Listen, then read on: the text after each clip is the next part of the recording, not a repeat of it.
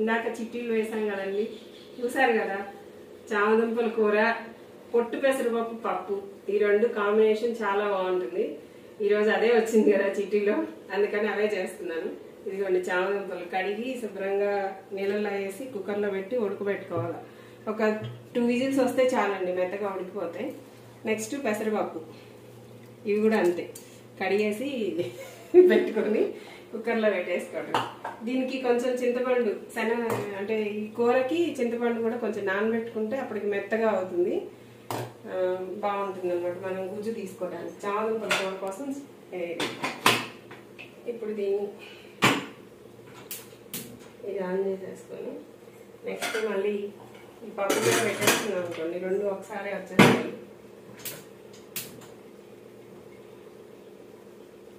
మా పిల్లల కోరిక మేరకు అవి. నెక్స్ట్ మా అమ్మగారు, ఇవాళ మదర్స్ డే కదా, ఆవిడ అడిగింది కదా కొబ్బరి పాయసం చేయమని, దానికి కూడా చేద్దాం అనుకుంటున్నానండి. ఇదిగో కొబ్బరి చిప్పలు ఉన్నాయి, అవి తురిమి తీసుకొస్తాను. దానికి ఏమేమి కావాలో మళ్ళీ మీకు చూపిస్తాను వీడియోలో. ఇదిగోండి కొబ్బరి పాయసానికి ఒక అంటే 2 చిప్పలు, ఒక కాయ అనుకోండి, ఒక కాయ కొబ్బరి తురిమి పెట్టుకున్నాను. కొంచెం బియ్యం, ఒక 2 స్పూన్స్, ఇవి నానబెట్టేసుకొని ఉంచుకోవాలన్నమాట. ఇప్పుడు ఈ 2 కలిపి మిక్సీ వేసుకోవాలి మెత్తగా. తర్వాత ఇవేమో పచ్చిశనగపప్పు, ఇవి కొంచెం ఉడకబెట్టుకోవాలి. ఒక 70% అట్లా ఉడికిన తర్వాత మనం దాంట్లో వేసుకోవాలన్నమాట ఈ పేస్ట్ అంతా. దానికి పంచదార, బెల్లం కూడా వేసుకోవచ్చు, నేను పంచదార వేస్తున్నాను. యాలక్కాయలు, జీడిపప్పు, పాలు, దాంట్లోకి పాలు. ఇవి దీనికి సంబంధించి పెసరపప్పు కొబ్బరి పాయసానికి సంబంధించినవి ఇవన్నీ. ఇప్పుడు ఈ 2 కలిపి గ్రైండర్లో వేసుకొని మిక్సీలో వేసేసుకొని ఇవన్నీ బియ్యాన్ని ఇందులో వేసేసుకోవాలి. దాంతోపాటు ఈ కొబ్బరి కూడా ఇలాగ వేసుకొని కొంచెం కొంచెంగా వాటర్ పోసుకుంటూ మిక్సీ పట్టేసుకుంటే బాగా పేస్ట్ లాగా అవుతుంది అనమాట. అప్పుడు మనం పాయసానికి రెడీ చేసుకున్నాం. ఇలా అప్పుడు మిక్సీ పట్టుకొని వస్తాను. వేసుకొని మిక్సీ పట్టేస్తాను.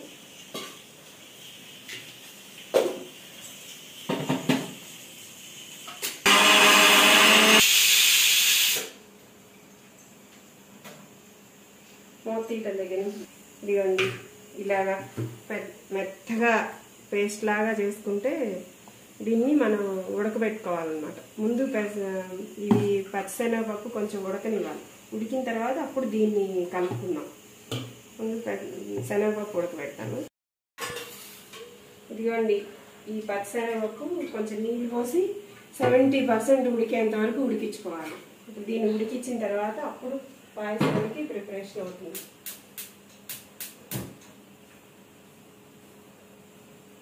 దీన్ని ఉడికించుకుందాం.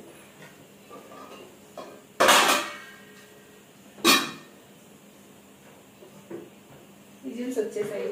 పప్పు కూర ఇవి ఆపేసాను. మూత వచ్చిన తర్వాత ఇది ఉడికాయో లేదో చూద్దామండి. ఇలా ఉడికితే చాలు. ఇలా ఉడికిన తర్వాత ఇప్పుడు మనం ఇది మిక్సీ వేసి పెట్టుకున్నాం కదా ఈ పేస్ట్, దీంట్లో కొంచెం వాటర్ కలుపుకొని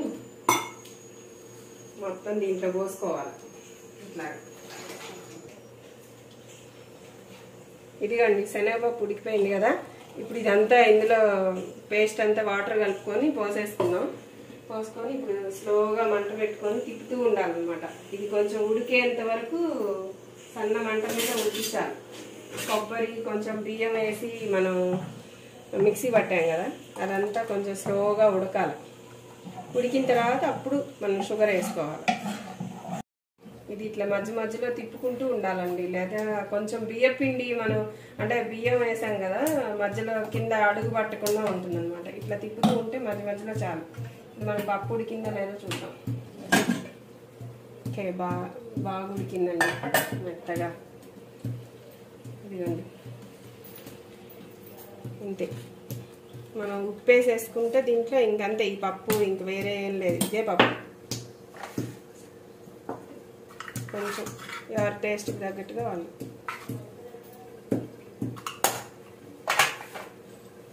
వేసేసి కొంతసేపటికి కొంచెం గట్టి పడిపోతుంది. చాలు, ఇంతకన్నా కల్లా పొట్టు పెసరపప్పు. ఇంతకు ముందంటే పెసలు నానబెట్టి మా అమ్మమ్మ అదే మా అత్తగారు అలాగే చేసేది. పెసలు ముందు రోజే నానబెట్టి దాన్ని పొద్దున్నే ఒక కుంపట్లో కడిగి కుంపట్లో పెట్టేది. అది మధ్యాహ్నానికి ఉడికేది ఆ పెసలు. ఉడికి ఉడికి ఉడికి కానీ అదొక టేస్ట్. మనకి ఇప్పుడు పెసరపప్పు పొట్టుపప్పు దొరుకుతుందిగా, అందుకని దీంట్లోనే చేస్తున్నాను నేనైతే. అంత అవన్నీ నానబెట్టి ఉడకబెట్టి అంత పని ఎందుకులే అని ఇదిగోండి, ఇది కూడా ఉడుకు పట్టింది చిన్నగా. ఇలా కొంచెం కొంచెంగా చిక్కబడుతూ ఉంటుంది. మనం మరీ చిక్కగా అవుతుంది అనుకుంటే కొంచెం వాటర్ పోసుకోవచ్చు. అంటే అది ఉడికే లోపల మరీ పలచగా చిక్కగా లేకుండా ముద్దగా అవ్వకుండా ఉంటుంది. వస్తుంటాయి కదా. అయిపోయింది ఇది. దీంట్లో ఇప్పుడు షుగర్ వేసేసుకోవాలి. ఇది మాత్రం వేస్తే చాలు. అంటే టేస్ట్కి తగ్గట్టుగా వేసుకోండి. ఎవరైనా కొంతమంది స్వీట్ ఎక్కువ తినేవాళ్ళు ఉంటారు, కొంతమంది కొంచెం తక్కువ తినేవాళ్ళు ఉంటారు కదా. అట్లా ఎవరిష్టం వాళ్ళది. మామూలుగా అయితే పాయసం తీగా ఉంటేనే బాగుంటుంది, మరీ తక్కువ ఉన్నా బాగోదు. నేను అంతవరకు వేసా, చాలు, నాకు సరిపోతుంది ఇంతవరకు. షుగర్ కొంచెం కరిగిన తర్వాత మనం పాలు పోసేసుకోవట్లేదు. ఏలక్కాయలు ఉన్నాయి కదా, ఏలక్కాయ పొడి చేసి పెట్టుకున్నాను. ఈ పొడి కూడా వేసేస్తున్నాను. అంతే ఈ పాయసం. ఏలక్కాయ పొడి వేసేసుకున్నామండి, అయిపోయింది. ఉడుకుతూ ఉంటుంది స్లోగా, సన్నగా, చిన్న మంట పెట్టుకోవాలి.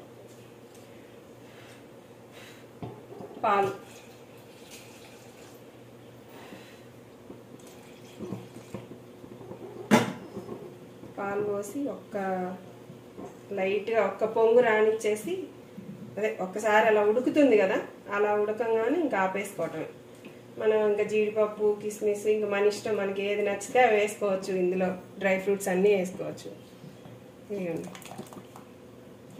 బాగుంటుంది, చాలా బాగుంటుంది. దీంట్లో ఇంకా గసగసాలు, చెక్క, లవంగం ఇలాంటివి కూడా వేస్తారు. కానీ ఆ ఫ్లేవర్ మా అమ్మకి ఇష్టం ఉండదు, అందుకని ఇంకా అవన్నీ వేయలేదు. ఈరోజు అమ్మ కోసం కదా చేస్తున్నాను, అందుకని ఇంతవరకే చేస్తున్నా. మామూలుగా అయితే అవి కూడా గసగసాలు, చెక్క, లవంగం అవన్నీ కూడా వేసుకుంటే, అంటే ఆ ఫ్లేవర్ నచ్చితే అది కూడా బాగుంటుంది. ఇంతే అండి, ఇంకా ఇంతే అండి, అంతా అయిపోయింది. పాయసం రెడీ. దీనిలో ఇంకా అయిపోయింది. ఏంట్రో కొత్తగా ఇవాళ ఏంటి కొత్తగా వచ్చా హెల్ప్ చేయడానికి? ఏం చేస్తున్నావు నువ్వు రోజు నాకు? కాదు, ఇప్పుడు ఇవన్నీ వేయించి ఏంట్రా ఇప్పుడు ఇవి ఉన్నాయి కదా, వీటిని వేయించి అవన్నీ చేసి నువ్వు అంత కష్టపడు. అయ్యా బాబు, ఇక్కడ పెట్టు, నువ్వా ఇదే నాకు హెల్ప్ చేసేది? మదర్స్ డే కదా, మదర్స్ డేకి ఇదిరా హెల్ప్ చేసేది. ఇంకా మళ్ళీ ఇంకోటి ఇంకా ఈ పని ఏదైనా చేస్తానికి వచ్చావేమో అనుకున్నా నేను. అంటే చేద్దాం అనుకున్నా. సర్లే, నువ్వు చేస్తా. కూర నువ్వు చేసే నాకు ఇష్టం ఉండదు, అందుకని తీసుకొని వెళ్తాను. అరే రే, 4 ఏం చేసుకుంటావు బల్కులు? దాంట్లో వేస్తా. మరి నువ్వు వెళ్ళి తీసుకురారా అంటే బయటికి వెళ్ళే పని లేకుండా ఉంటే చెప్పు అన్నావు. ఉన్న వాటిని ఏదో అడ్జస్ట్ చేసి వేస్తున్నా అంతే. బయటికి వెళ్ళమంటే వెళ్తారా? వాడు వెళ్ళమంటే నువ్వు. సర్లే అయితే కానీ చేసుకో, మళ్ళీ బయట గీట వినేది మంచిది. తెమ్మన్నానంటే ఇలా ఉంటుంది. అదే మామూలుగా తీసుకువచ్చే పని అయితే దిగండి. కొంచెమే ఉన్నాయి జీడిపప్పు, ఇంతవరకే వేస్తున్నాను. ఈ జీడిపప్పు కొంచెం, ఇది కొబ్బరి కొంచెం ఉంచి పెట్టాను ఇందాకది. ఇది కూడా కొంచెం వేయించేసి పైన వేసామనుకోండి పంటికి తగులుతూ ఉంటుంది అక్కడక్కడ. అంటే మరీ నున్నగా అట్లా లేకుండా మిక్సీ వేసేసాం కదా, అందుకని కొంచెం లైట్గా వేయించి వేస్తే టేస్ట్ బాగుంటుంది. లైట్గా వేయించుకున్నాను, మరి మళ్ళీ కొబ్బరి వేగిందంటే వేగిన వాసన జస్ట్ కొద్దిగా ఇలా వేయించేసి దీంట్లో వేసేసాయి.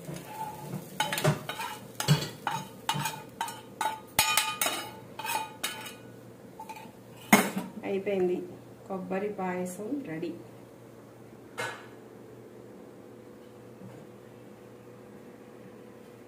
ఇదేనండి కొబ్బరి పాయసం. ఇంకా స్టవ్ ఆఫ్ చేసేస్తున్నాను. అయిపోయింది. ఇప్పుడు చామదుంపల కూర. దుంపలు అన్నీ ఒలిచి పెట్టుకున్నాం, ఉడకబెట్టాం కదా ఇందాక. ఒక 2 విజిల్స్ వస్తేనే ఇలా వచ్చినాయి ఉడికి. ఇవి ఉడికిన తర్వాత ఒలిచేసి ఇలా పెట్టుకోండి. దీంట్లోకి ఇప్పుడు చింతపండు బాగా గుజ్జు తీసి బాగా దీనికి తగ్గట్టుగా కొంచెం చింతపండు వేసుకుంటే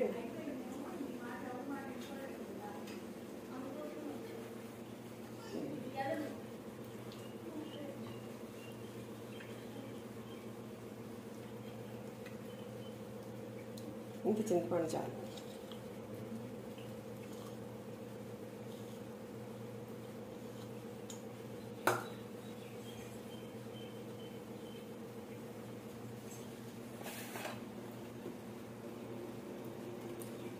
పసుపు,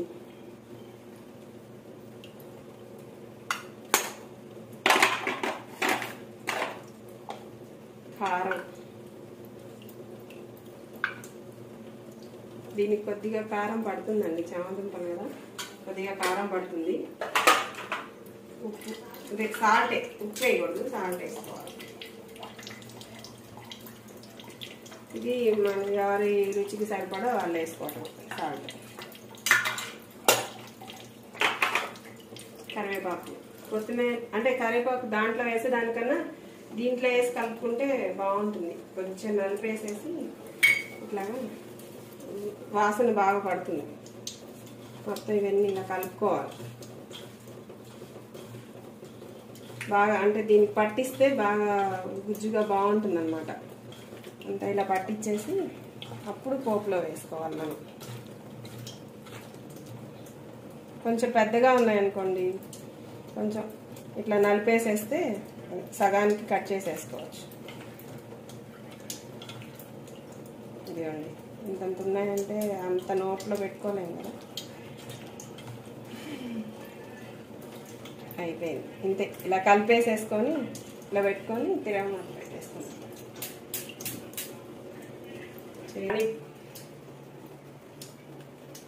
ఇది పెట్టుకొని నూనె ఒక 4 స్పూన్లు పడుతుంది. 4 పట్టదు, 3 స్పూన్లు వేసుకోవచ్చు. కొంచెం మరి ఎక్కువైతే బాగోదు. దీంట్లో ఆవాలు, పచ్చిశనగపప్పు, మినప్పప్పు, అంతే అండి దీని పోపు. మిరపకాయలు,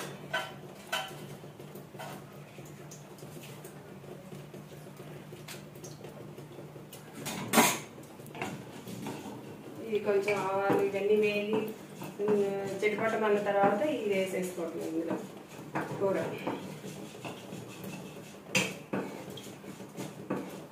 ఈ కూర పప్పు కాంబినేషన్ నెయ్యి వేసుకొని తింటే చాలా చాలా బాగుంటుందండి. ఈరోజు మీకు చూపిస్తాను, తిని చూపిస్తాను. పెరుగులో కూడా బాగుంటుంది. పెరుగులో కూడా చామదుంపల కూర పెరుగులో కూడా బాగుంటుంది. Simple and easy and tasty. Simple, easy, tasty కూడా ఉంటాయి.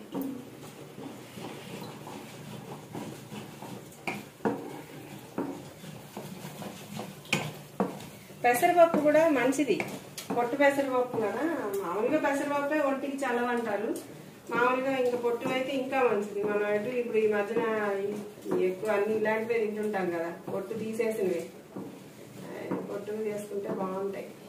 కాకపోతే కొంచెం కలరు తెల్లగా అట్లా కనిపించదు, పచ్చగా ఉంటుంది కదా మామూలు పప్పు అయితే. ఇదేమో కొంచెం నల్లగా కనిపిస్తుంది. ఇంకా నల్ల పెసలతో చేసుకుంటారు, బాగుంటుంది. నల్ల పెసలతో చేసుకున్నా కూడా పప్పు.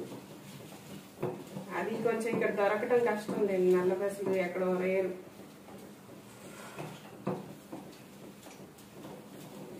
తగ్గించుకుంటే ఇవన్నీ పోపు వేగింది. దీంట్లో ఇదంతా వేసేసుకోవటం. నూనెలో వేయగానే మంచి కలర్ వస్తుంది ఈ కూర.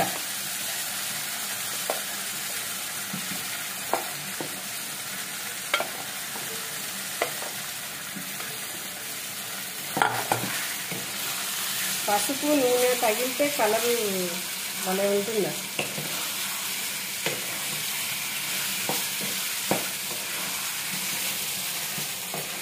కొంచెం పచ్చివాసన చింతపండు అదంతా ఉంది కదా, ఆ పచ్చివాసన పోయేదాకా కొంచెం మగ్గించుకుంటే కూర రెడీ అయిపోతుంది. అంతే.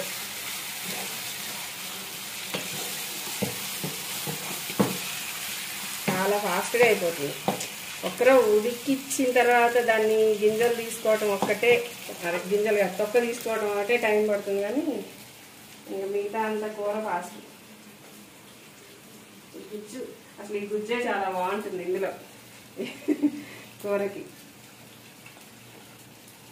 ఇది చింతపండు, ఉప్పు, పసుపు అన్ని కారం అన్నీ వేసింది కదా, చాలా బాగుంటుంది.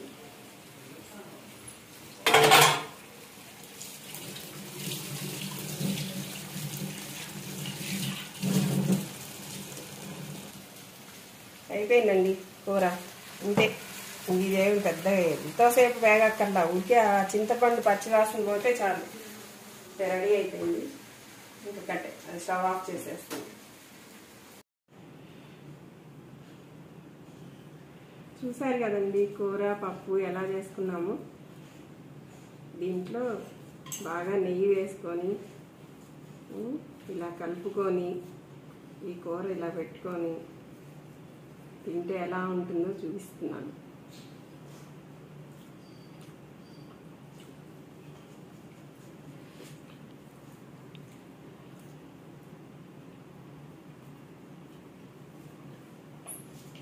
సూపర్గా ఉందండి. ఈ కాంబినేషన్ చాలా చాలా బాగుంది. మీకు కూడా నచ్చినట్లయితే మీరు కూడా ఇలా ట్రై చేసి ఎలా ఉందో నాకు కామెంట్ పెట్టండి. దీంట్లో ఇదిగో పాత మాగాయ పచ్చడి, ఈ పప్పులో ఆ మాగాయ కలుపుకున్నా కూడా చాలా బాగుంటుంది. ఇదిగోండి, ఇది కూడా మాగాయ కూడా సూపర్, పప్పులో చాలా చాలా బాగుంది. ఈ కూర పప్పు ఎలా చేయాలో చూపించాను కదా, మీరు కూడా ఇంట్లో ఒకసారి ట్రై చేసుకొని చూసి నాకు కామెంట్ పెట్టండి. ఈ వీడియో మీకు నచ్చినట్లయితే లైక్ చేయండి, షేర్ చేయండి, సబ్స్క్రైబ్ చేసుకోవడం మాత్రం మర్చిపోకండి. మరి ఉంటానండి.